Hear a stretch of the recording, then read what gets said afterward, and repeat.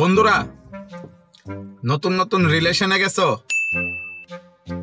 ভয়ে আতঙ্কে আছো যে সাইরানি জায়গা, দাঁড়াও আমি আছি। নিজের অভিজ্ঞতার থেকে এক্সপিরিয়েন্সটা তোমরা লগে শেয়ার করতে চাই। আমিও প্রথম এরকম আতঙ্কে থাকতাম, আমার নি সাইরানি জায়গা, আমার জায়গাত নি অন্য ফুলার লগে নি কথা নি ওই আতঙ্কে থাকতাম। একদিন মাথার ভিতরে একটা বুদ্ধি আইছে, ফোন করলাম গার্লফ্রেন্ডরে। ফোন করে সেটা কইলাম চলো না আমরা একদিন রেস্টুরেন্টে যাই। তখন গার্লফ্রেন্ডে খুশি হয়ে কইল যে চলো রেস্টুরেন্টে যাইবা, তাতে কিতা। গেলাম, গিয়া সেরা দুইজনে রেস্টুরেন্টে খাইলাম, মনে করো প্রায় ২৫০০ টাকা। কইলে কইবা গপ কই মাথা পিছু ১২৫০ টাকা করে হইরে আছে গা। খাইয়া সেরা কইলাম যে দেখ আমি অন্য লাভারের মতন না, অন্য ফুলাবাইনের মতন না, তোমার কাছে প্রমাণ চামু যে তুমি আমার কদ্দুরা ভালো পাও। তুমি আমার লেগে জানও দেওয়ান লাগতো না, প্রাণও দেওয়ান লাগতো না, কিচ্ছু না। আজকাল রেস্টুরেন্টের বিলটা দিয়ালো, নেক্সট টাইম আমি খাওয়াম।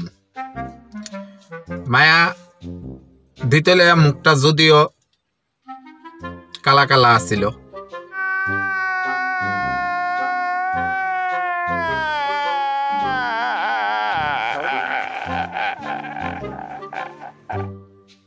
দিছে লোক লজ্জার কারণে দিছে, যদি না দিতে তো লজ্জা দিছে।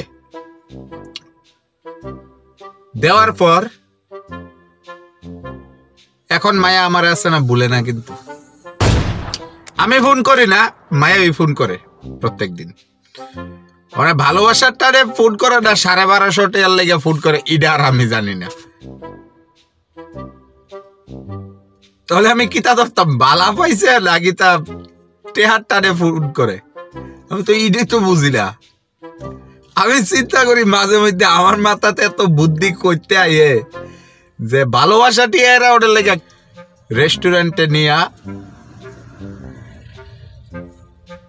২৫০০ টাকার জিনিস খাইয়া গার্লফ্রেন্ডের দিয়া বিল দেওয়া। লেখা দেবো লেখা, সাইরা যাইতো না, সাইরা গেলে আমার বাড়ির উড়ানডা তোমরার নামে আছে না কইরা দিয়ালাম, যাইতো না। সব পাগল আছে না টে আসিলে, আর গার্লফ্রেন্ড তো সুস্থই। যদি ভালোবাসা টিকায় রাখতে চাও তাহলে রেস্টুরেন্টে গিয়া গার্লফ্রেন্ডে দিয়া বিল দেওয়াও, আর গার্লফ্রেন্ডের টেহা দিয়া তুমি খাও। भाई मारो मुझे, मारो मारो मुझे, मारो मारो।